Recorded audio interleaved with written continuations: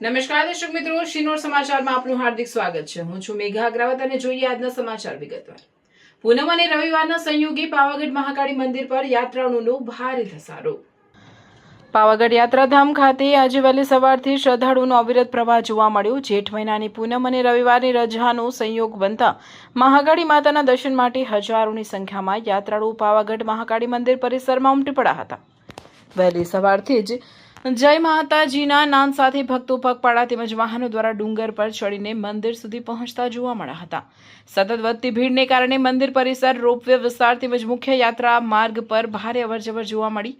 હાલ ચાલી રહેલી કાળઝાળ ગરમી છતાં શ્રદ્ધાળુઓની ભક્તિમાં કોઈ ઘટાડો જોવા મળ્યો ન હતો.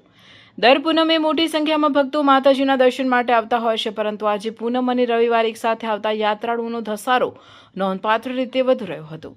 ભીડના સંચાલન માટે પોલીસ તંત્ર દ્વારા કડક અને સુવ્યવસ્થિત બંદોબસ્ત ગોઠવવામાં આવ્યો હતો. યાત્રાળુઓને કોઈ પણ પ્રકારની તકલીફ ન પડે તે માટે પોલીસ જવાનો તેમજ સ્વયંસેવકો સતત કામગીરીમાં તૈનાત રહ્યા હતા.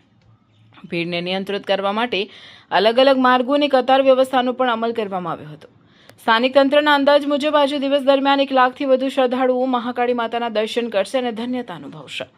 પાવાગઢમાં ભક્તિ, શ્રદ્ધા અને વ્યવસ્થાનો અનોખો સમન્વય આજે જોવા મળ્યો હતો, જ્યાં ભારે ગરમી વચ્ચે પણ ભક્તિભાવનો પ્રવાહ અવિરત રહ્યો હતો. રિપોર્ટર દીપક તિવારી, શિનોર સમાચાર ન્યૂઝ, હાલોલ, પાવાગઢ.